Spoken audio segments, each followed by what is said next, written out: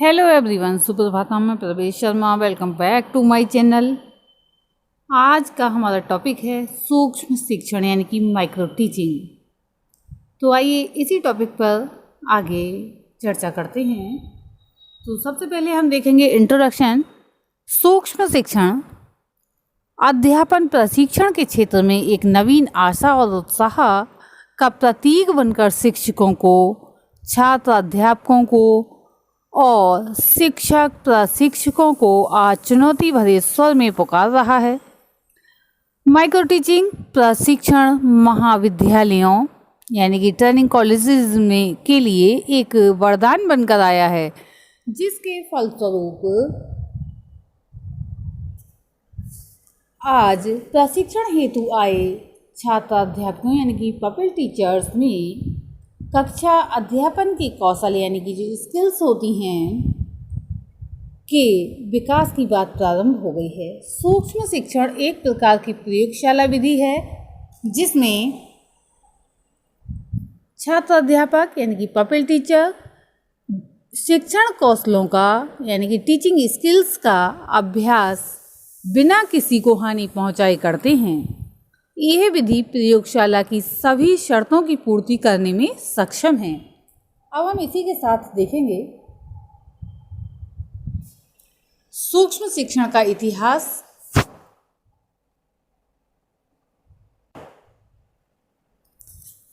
History of micro teaching. Micro teaching प्रशिक्षण के क्षेत्र में एक नवीन नियंत्रित अभ्यास की प्रक्रिया है। इसका विकास स्टैनफोर्ड यूनिवर्सिटी में किया गया। सन 1961 में एचिसन, बोस तथा एलन ने सर्वप्रथम नियंत्रित रूप में संकुचित अध्ययन अभ्यास क्रम प्रारंभ किए, जिनके अंतर्गत प्रत्येक छात्राध्यापक 5 से 10 छात्रों को एक छोटा सा पाठ पढ़ाता था और अन्य छात्राध्यापक विभिन्न प्रकार की भूमिका निर्वाह यानी कि रोल प्ले करते थे। बाद में इन लोगों ने वीडियो टेप रिकॉर्डर का प्रयोग भी छात्राध्यापकों के शिक्षण व्यवहार में वांछित परिवर्तन लाने के लिए करना शुरू कर दिया। हैरी गैरिसन ने शिक्षक सामर्थ्य के क्षेत्र में कार्य करते हुए स्टैनफोर्ड शिक्षक सामर्थ्य आहरण दीपिका निर्माण किया यानी कि इसका निर्माण किया। सन 1967 यानी कि 1967 में क्लेनवेस ने सूक्ष्म शिक्षण के क्षेत्र में कई प्रयोग किए। इस प्रकार एलन 1964 यानी कि 1964, एचिसन 1964, ओल्म 1966, टकमैन और एलन 1969, रेसनिक व किस 1970, मैकलीज तथा अनवन 1971 आदि अनेक शोधार्थियों ने इस क्षेत्र में अपना महत्वपूर्ण योगदान दिया। अब मैं इसकी जो समय होता है उसको ध्यान रखने हेतु आपको स्क्रीन पर इसका जो मैटर है वो दिखाती हूँ। आप इसका स्क्रीनशॉट भी ले सकते हैं। इन शोध प्रपत्रों और विवरणों ने सारे विश्व को आकर्षित करना प्रारंभ किया। भारतवर्ष में सर्वप्रथम डी तिवारी 1967 यानी कि 1967 ने माइक्रो टीचिंग यानी कि सूक्ष्म शिक्षण शब्द का प्रयोग शिक्षण प्रशिक्षण के क्षेत्र में किया। यद्यपि उनका सूक्ष्म शिक्षण का अर्थ आज के सूक्ष्म शिक्षण से पृथक था। इसके लिए या कहें इसके बादशाह है 1970 यानी कि 1970 और मरकर तथा पनगोत्रा 1973। दोशाज ने सन 1974 में इस क्षेत्र में उल्लेखनीय कार्य किए थे। भारतवर्ष में सन 1974 में सूक्ष्म शिक्षण के क्षेत्र में सर्वप्रथम प्रकाशन पासी तथा शाह ने किया था। इसमें प्रथम बार सूक्ष्म शिक्षण के विषय में वैज्ञानिक जानकारी प्रदान की गई। इसके पश्चात भट्टाचार्य 1974, पासी, ललिता व जोशी 1976, सिंह व ग्रेवाल 1977, गुप्ता 1978 आदि ने इस क्षेत्र में कार्य किया। सन 1978 में इंदौर विश्वविद्यालय में सर्वप्रथम सूक्ष्म शिक्षण पर राष्ट्रीय परियोजना का निर्माण किया गया। इसके अंतर्गत विभिन्न महाविद्यालयों तथा विश्वविद्यालयों के शिक्षक प्रशिक्षकों ने मिलकर सूक्ष्म शिक्षण पर कार्य किया।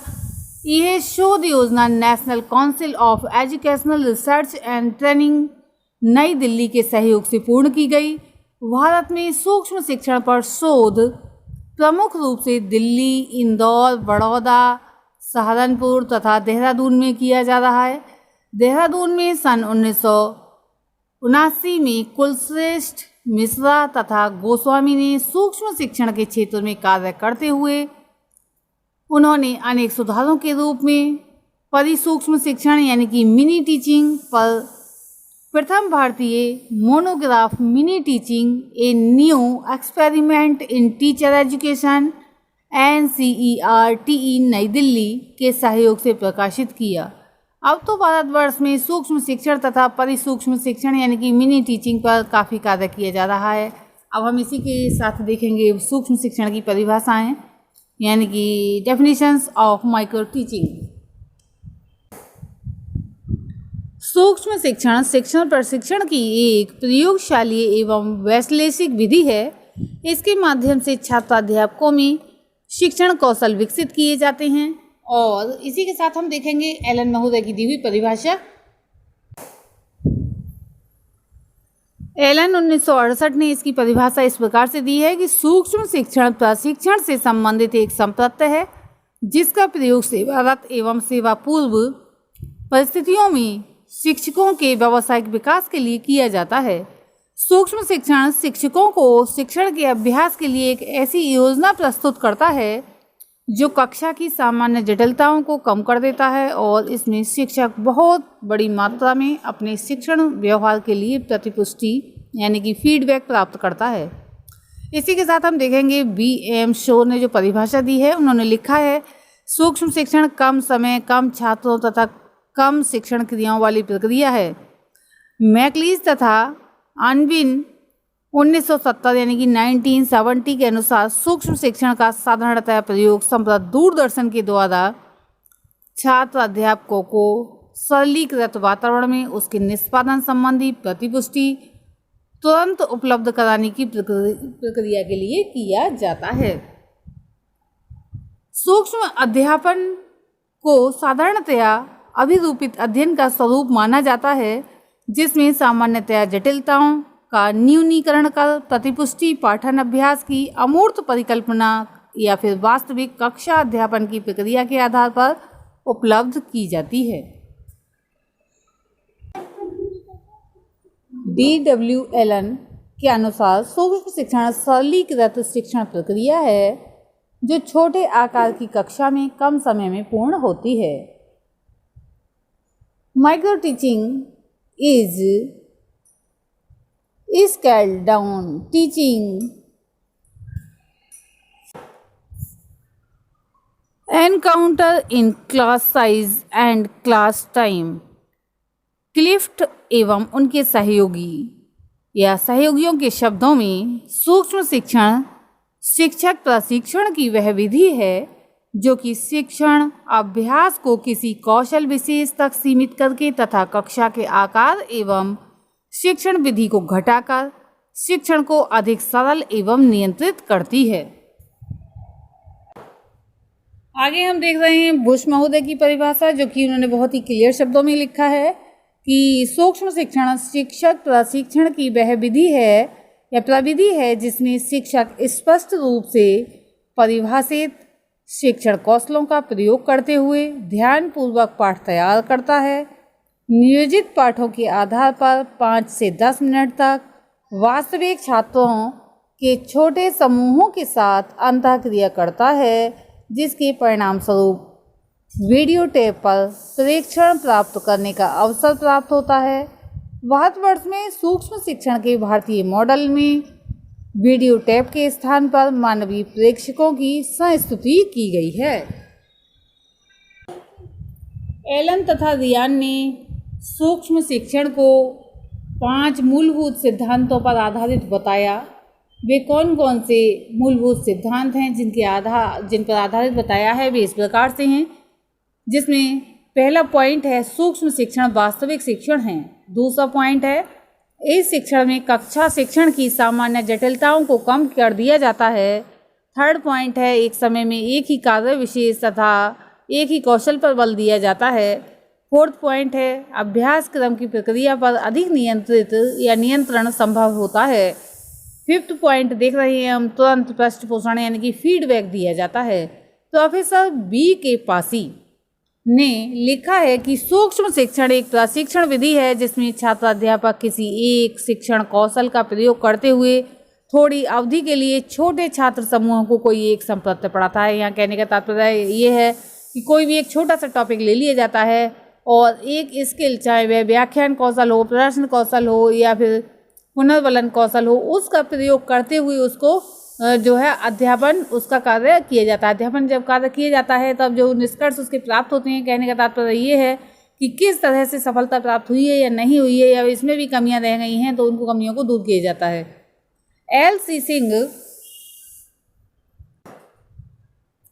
ने लिखा है कि सूक्ष्म शिक्षण का सरलीकृत रूप है जिसमें शिक्षक 5 छात्रों के समूह को 5 से 20 मिनट तक के समय में पाठ्य वस्तु की एक छोटी सी इकाई का शिक्षण प्रदान करता है।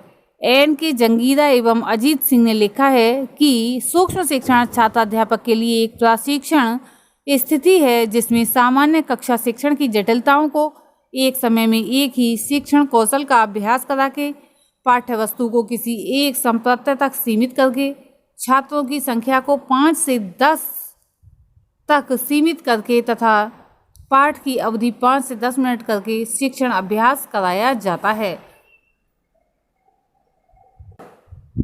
श्रीवास्तव, सिंह तथा राय ने लिखा है कि सूक्ष्म शिक्षण का एक गुणार्थ भी हो सकता है क्योंकि सूक्ष्म शिक्षण में कौशलों को छोटी छोटी अर्थात सूक्ष्म इकाइयों में विभाजित करके प्रत्येक में बारीकी से प्रशिक्षण दिया जाता है। अतः सूक्ष्म शब्द का प्रयोग या कहीं सूक्ष्म शब्द का प्रयोग इस संदर्भ में उचित ही है। और ग्रिफिथ्स 1973 ने अनेक परिभाषाओं का विश्लेषण करने के बाद कहा, सूक्ष्म शिक्षण को बहुत ही लचीली और अनुकूलनशील प्रक्रिया होने के कारण इसे किसी विशिष्ट एवं मर्यादित परिभाषा में बांधना उचित नहीं होगा। इन सभी परिभाषाओं के आधार पर कहा जा सकता है कि सूक्ष्म शिक्षण एक विकासशील प्रवृत्ति है जिसके अंतर्गत पाठ्य वस्तु, पाठ्य अवधि तथा पाठ को छात्राध्यापक को कम किया जाता है, यानी कि इनकी आवश्यकता कम पड़े और ज्ञान अधिक छात्र ग्रहण कर लें और छात्राध्यापक में क्रमशः शिक्षण कौशलों का विकास भली भांति किया जाता है क्योंकि अपने अध्यापन कार्य में या ज्ञान देने के क्षेत्र में सफलता प्राप्त कर लें। ये परिभाषा है कुलश्रेष्ठ 1979। तो आज की इस वीडियो में हमने देखा सूक्ष्म शिक्षण यानी कि माइक्रो टीचिंग, जिसमें इंट्रोडक्शन, सूक्ष्म शिक्षण का इतिहास यानी कि हिस्ट्री ऑफ माइक्रो टीचिंग, सूक्ष्म शिक्षण की परिभाषाएं, डेफिनेशंस ऑफ माइक्रो टीचिंग के विषय में विस्तार से ध्यान केंद्रित किया। आज के लिए इतना ही, धन्यवाद।